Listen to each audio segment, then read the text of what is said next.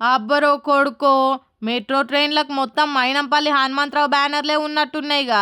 ఇవాళ ఆయన పుట్టినరోజు ఉంది, అందుకే కావచ్చు ఈ హడావుడంతా. సరే, వాళ్ళ సంబరమాలది కాబట్టి చేసిర్రు అనుకుందాము మాటకు. కానీ ఇదేం పని అసలు? ఈ పద్ధతి అంటుండొచ్చిన ఈ స్కూల్ పోరలను బడికి దోలకుంటా బడికెళ్ళి దోలుకొచ్చి చేతులలో ప్లకార్డులు పట్టించి హ్యాపీ బర్త్డే విషెస్ చెప్పిస్తుర్రు.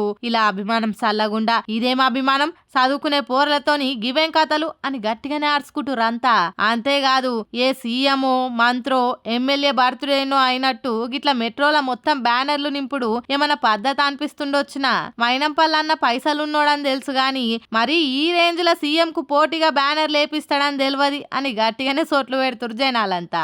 ఇక ఎక్కిరిచ్చేటోళ్ళ ముంగట బోర్ల పడ్డట్టు ప్రతిపక్షాలకు ఎంకులాడుకొని మరి సర్కార్ కు సొట్లు పెట్టే అక్కర్ లేకుండా ఈలే గట్టి స్టఫ్ ఇస్తురుగా అని గుసగుసలు పెడుతుర్రు పొలిటికల్ సర్కిల్లా. అంతేకాదు, పుట్టినరోజు అయితే పిల్లగాళ్ళకి ఏమన్నా గిఫ్టులో పండ్లో ఏవైనా పలారాలో అన్నదానాలో పెట్టించుడో చేస్తే ఇంత నెగిటివిటీ రాకపోయేది. వాళ్ళ చేతుల పుస్తకాలు తీసి ప్లకార్డులు పెట్టేసరికి హనుమంతరావు అన్న ఫ్యాన్స్ వీరాభిమానం బూడిదల పోసిన పన్నీర్ తీరైందని మాట్లాడుకుంటుర్రు నేటి జనాలు కూడా.